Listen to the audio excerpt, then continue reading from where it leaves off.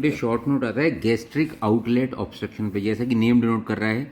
जो gastric outlet है यानी कि जो पाइलोरस का एरिया है उस पर कोई ऑब्स्ट्रक्शन हो गया है जिसकी वजह से ये सब हुआ है। इसके दो ही मोस्ट कॉमन कॉजेज हैं, पहला तो कैंसर और दूसरा pyloric stenosis because of peptic ulcer.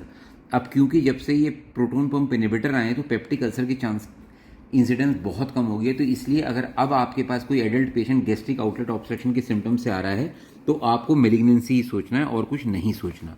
दूसरी बात, ये जो पाइलोरिक स्टेनोसिस होती है बिकॉज ऑफ पेप्टिक अल्सर, ये एक्चुअली मिसनोमर है क्योंकि स्टेनोसिस जो होती है ये पाइलोरस पे नहीं होती। आप जानते हो जो पेप्टिक अल्सर की मोस्ट कॉमन साइट होती है फर्स्ट पार्ट ऑफ ड्यूडेनम होता है, तो बेसिकली स्टेनोसिस वहाँ पे होती है। ठीक है जी। अब पेशेंट में जब गैस्ट्रिक आउटलेट ऑब्स्ट्रक्शन होगा तो पेशेंट की कंप्लेंट क्या होंगी?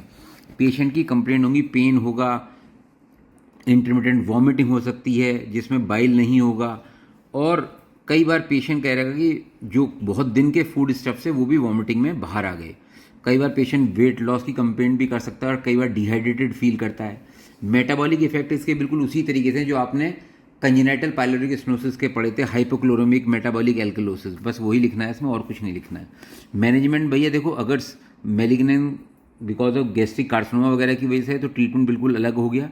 और अगर पेशेंट को सबसे पहले रिहाइड्रेट करो, इंट्रावेनस आइसोटोनिक सलाइन दो, ये सब तो दो, और स्टमक को एम्प्टी करो by wide bore gastric tube. Nasogastric tube से कई बार काम चलता नहीं है तो आप सबसे पहले पेट को खाली करोगे और बायोप्सी के लोगे, पाइलरस के आसपास का जो एरिया है उसकी बायोप्सी लोगे क्योंकि आपको मेलिग्नेंसी एक्सक्लूड करनी है। ठीक है जी। Patient should also have a gastric anti secretory agent initially given intravenously to ensure absorption. ठीक है जी। अर्ली केस में सेटल विद कंजर्वेटिव ट्रीटमेंट। जो शुरुआती पेशेंट है तो दवाई से ही ठीक हो जाते हैं, लेकिन अगर ठीक नहीं हो रहे तो फिर आपको एंडोस्कोपिक डायलिटेशन करना पड़ेगा। डायलिटेशन से कई बार परफोरेशन का डर रहता है तो ये कई बार करना पड़ जाता है, लेकिन फिर भी डायलिटेशन आपको। बस यही गैस्ट्रिक आउटलेट ऑब्स्ट्रक्शन, इस पर भी एक बार शॉर्ट नोट आया हुआ है आपका।